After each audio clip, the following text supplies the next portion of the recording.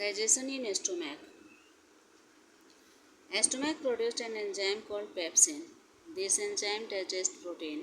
Stomach जो है वो एक एंजाइम पैदा करता है. एंजाइम मतलब कीनमक भी होता है और एक प्रकार का प्रोटीन भी होता है जिसे पेप्सिन कहते हैं. और ये एंजाइम जो है वो प्रोटीन को पचाते हैं. Digestion in small intestine. Some enzymes are produced by small intestine while some others come from the pancreas. These enzymes digest various food components like carbohydrate, protein and lipid. The process of digestion is completed in small intestine. It is important to keep in mind that the major portion of digestion takes place in small intestine. छोटी आंत में पाचन. कुछ enzyme जो होते हैं वो small intestine में पैदा होते हैं, उत्पादित होते हैं, जबकि कुछ जो है वो पैनक्रियाज यानी कि अग्नाशय से आते हैं. ये एंजाइम जो होते हैं वो भोजन के तत्वों को पचाते हैं, जैसे कार्बोहाइड्रेट है, प्रोटीन है, लिपिड है. और भोजन पचाने की यह प्रक्रिया जो है वो छोटी आंत में कंप्लीट होता है. यह दिमाग में रखना महत्वपूर्ण है कि मेजर पोर्शन पाचन का बहुत बड़ा पोर्शन जो है वो छोटी आंत लेता है.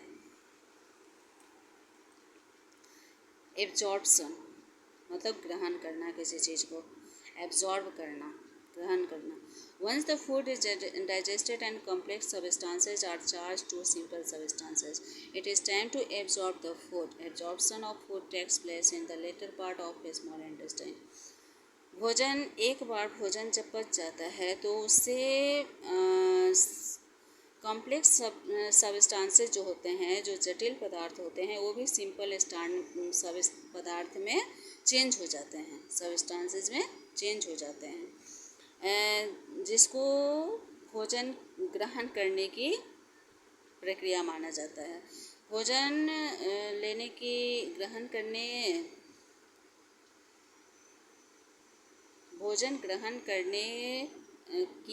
करने के स्थान पे भोजन ग्रहण करने का पार्ट जो है वो स्मॉल इंटेस्टाइन का पार्ट है.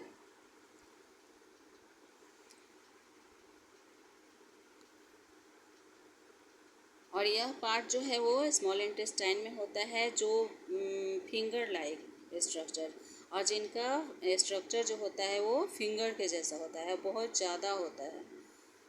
ऑन इनर सरफेस, आंतरिक सतह पे बहुत ज़्यादा फिंगर के जैसा स्ट्रक्चर होता है स्मॉल इंटेस्टाइन में, जो भोजन ग्रहण करता है. ये फिंगर टाइप जो होते हैं वो विली कहलाते हैं. विली प्लूरल वर्ड है और सिंगुलर इसका फॉर्म है विलस. विलस मतलब होता है अंकुर. विलस मीन्स होता है अंकुर और विली इसका प्लूरल वर्ड है. विलस में बहुत ज़्यादा खून की केशिकाएं, जिससे भोजन ग्रहण किया जाता है. विलस में बहुत ज़्यादा खून की केशिकाएं होती हैं जिससे भोजन ग्रहण किया जाता है. Presence of too many villi serves two purpose. बहुत ज़्यादा अंकुर उपस्थित रहने का अनेक उद्देश्य है.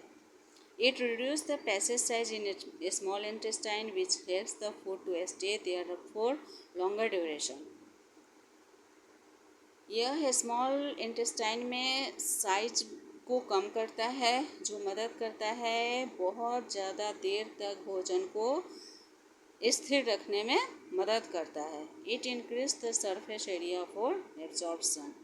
यह भोजन ग्रहण करने के सतही क्षेत्र को बढ़ाता है.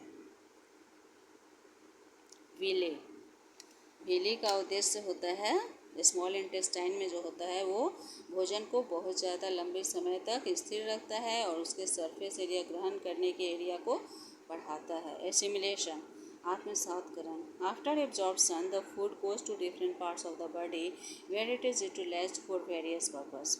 ग्रहण करने के बाद भोजन जो है वो शरीर के अलग अलग भागों में पहुंचता है, जिसका बहुत अलग अलग उपयोग है. Utilization of food for various purpose of the organism is called assimilation. भोजन उपयोग करने के बहुत सारे उद्देश्य हैं और जिसे आत्मसात्करण कहा जाता है। किसी भी चीज़ को ग्रहण कर रहे हैं तो उसे हम लोग अपने आत्मसात कर रहे हैं। Respiration is one example in which food is utilize to produce energy. श्वसन जो है, रेस्पिरेशन मतलब सांस लेना, इसका एक उदाहरण है जो भोजन को का उपयोग कर एनर्जी पैदा करता है। फॉर्मेशन ऑफ यूजफुल सब्सटेंसेस, उपयोगी पदार्थों के बनने की प्रक्रिया में, जैसे प्रोटीन, भोजन आत्मसात करने का एक उदाहरण है। जब हम लोग कोई भी भोजन ग्रहण करते हैं, प्रोटीन का सब्सटेंसेस है, जैसे दाल है, सोयाबीन है, मछली है, अंडा है, ये सब से हमें प्रोटीन मिलता है। तो जब हम दाल खाते हैं तो उसका जब लिक्विड हमारे शरीर के अंदर जाएगा तभी तो हमें प्रोटीन की प्राप्ति होगी। तो इस तरह से हम लोग एसिमिलेशन करते हैं, आत्मसात्करण करते हैं, एब्जॉर्ब करते हैं, किसी चीज़ को ग्रहण करते हैं, जो स्मॉल इंटेस्टाइन के माध्यम से संभव हो पाता है। You have seen that nutrition in humans is composed of various steps which are ingestion, digestion, assimilation and egestion. Nutrition जो है वो अनेक स्टेप से बना होता है, जैसे इंजेशन, पाचन, आत्मसात्करण और निष्कर्षण। इंजेशन मतलब किसी चीज़ को पेट के अंदर डालना, जो माउथ के पाइप के माध्यम से स्टोमैक में जाता है, वो इंजेशन कहलाता है। डाइजेशन इन ग्रास ईटिंग एनिमल्स, घास खाने वाले जानवरों का पाचन, उनका पाचन कैसे होता है?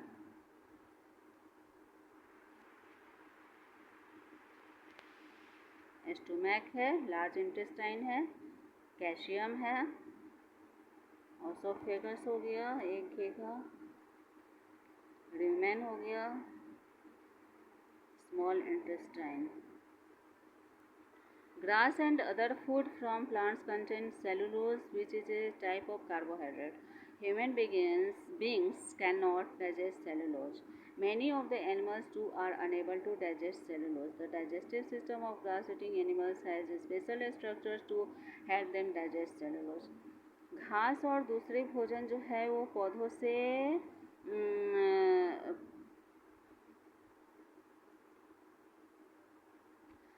से घास और दूसरे पौधों में सेलुलोज रहता है, जो कार्बोहाइड्रेट का एक प्रकार है। मानव जो है वो सेलुलोज नहीं पचा सकता है, लेकिन अनेक जानवर भी सेलुलोज को पचाने में अयोग्य हैं।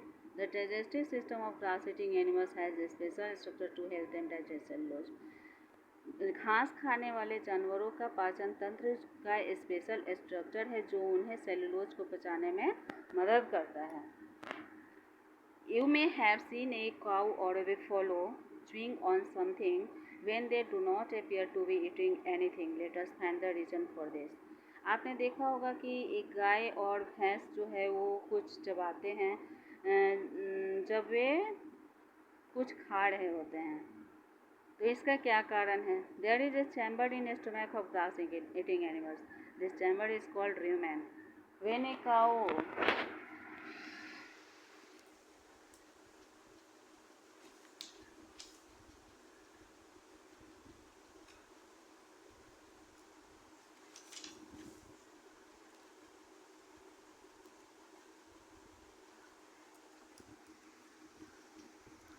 When a cow or a buffalo eats grass and leaves, it quickly swallows food and the food goes to the rumen.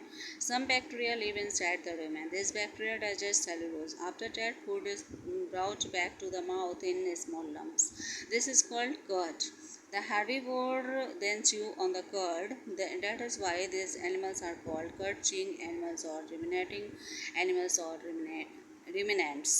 The thoroughly chewed curd goes back to the stomach where further steps of digestion take place. Horses and rabbits have a chamber between esophagus and small intestine. This chamber is called caecum. Bacteria living in this chamber help in digestion of cellulose. उनके पेट में, घास खाने वाले जानवरों के पेट में एक chamber होता है जो र्यूमेन कहलाता है। जिस र्यूमेन मतलब जुकाली करने वाला, गड़गड़ाना, पशुओं का पहला पेट होता है। जुगाली करने वाला पशुओं का पहला पेट भी इसको कहते हैं या गड़गड़ाना भी कहते हैं। जब गाय और भैंस घास खाती है तो घास या पत्तियाँ खाती है तो भोजन को निगल जाती है। जो जो उसका पहला पेट है उसमें जाता है, जिसको र्यूमेन कहते हैं हम लोग। कुछ बैक्टीरिया र्यूमेन के अंदर होते हैं और ये बैक्टीरिया सेलुलोज को पचाते हैं। इसके बाद भोजन जो है वो स्मॉल लम्प्स में, माउथ के पीछे स्मॉल लम्प्स में लाता है, माउथ के पीछे लाता है, स्मॉल लम्प्स में माउथ के पीछे लाता है, जिसे कर्ड कहते हैं। हार्बीवोर जो होते हैं वो कर्ड पे जुगाली करके चबाते हैं।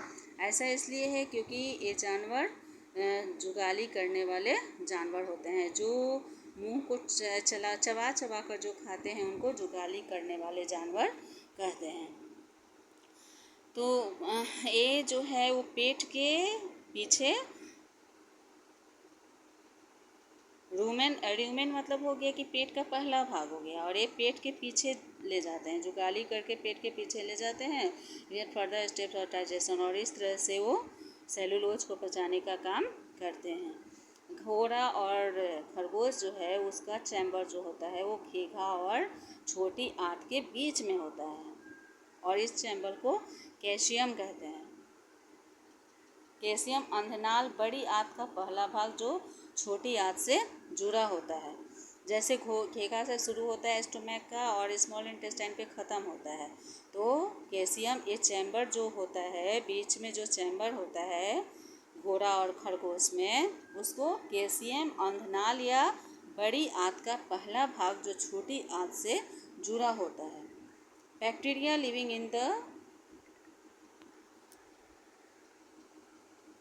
In this chamber help in digestion of cellulose. Bacteria जो है वो सेलुलोज को पचाने में इस चैम्बर में मदद करता है। Feeding and digestion in amoeba. Amoeba में भोजन करने और पचाने की प्रक्रिया के बारे में बताया गया है।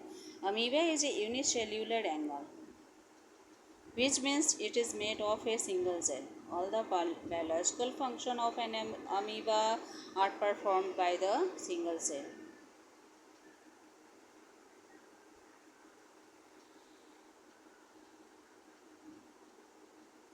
उसका अमीबा का स्ट्रक्चर दिया गया है, जिसमें ये न्यूक्लियस है, सूडोपोडियम है, फूड पार्टिकल इंजेक्शन है जिसके साथ मुंह में कोई भी चीज़ फूड पार्टिकल जा रहा है, फूड वैक्यूल है। अमीबा जो होता है वो अनेक कोशिका जीव कोश का एक कोशिकीय, अनेक कोशिकीय या एक कोशिकीय कहा जाता है जानवर होता है, जिसका मतलब होता है कि सिंगल सेल से बना होना। एक सेल से यानी कि एक कोशिकीय। अमीबा जो होता है वो एक कोशिकीय जानवर होता है, जिसका मतलब होता है कि वो एक सेल से बना हुआ है।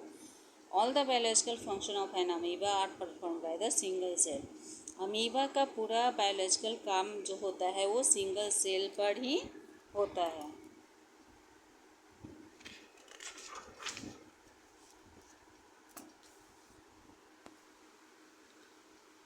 Amoeba has an irregular shape and it keeps on changing its shape. Amoeba keeps on producing finger-like projections of on its periphery. These are called pseudopodia or phosphate.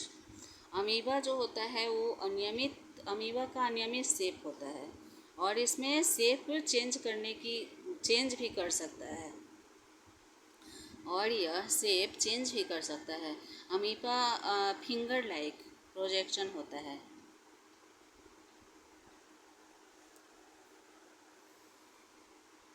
इसकी परिधि पर फिंगर लाइक प्रोजेक्शन उत्पादित होता है जो pseudopodia कहलाता है। आभासी पैर या झूठे पैर इसको कह सकते हैं। When a food particle comes near amoeba, जब कोई फूड पार्टिकल अमीबा के नज़दीक आता है, it captures food with pseudopodia and makes a food vacuole around the food particle. तो ये अपने पैर से इसको कैप्चर कर लेता है और भोजन को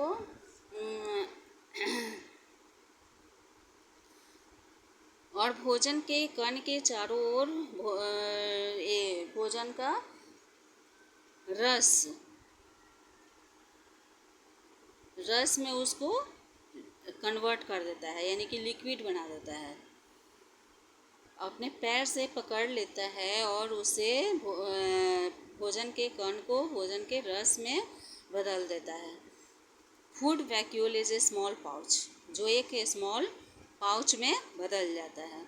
enzymes in the food vacuole digest the food. Enzyme या किण्वक, जो एक प्रकार का प्रोटीन होता है, वो भोजन के रस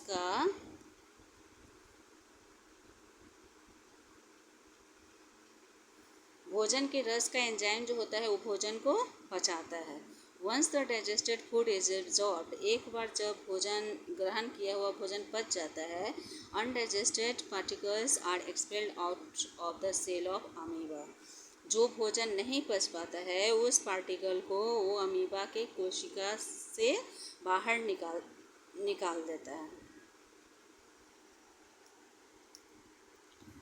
Diarrhea.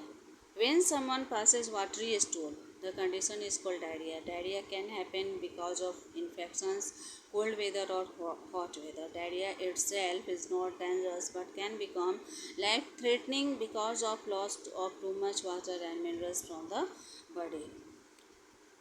जब वाटरी स्टूल पास करता है किसी को भी जब पानी की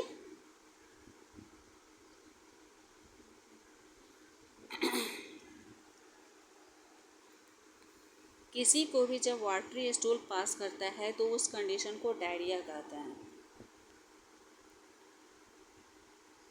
डायरिया इन्फेक्शन के कारण होता है, ठंडे मौसम के कारण या गर्म मौसम के कारण होता है। डायरिया जो है वो बहुत ही खतरनाक है, अपने आप में बहुत ही खतरनाक बीमारी है, लेकिन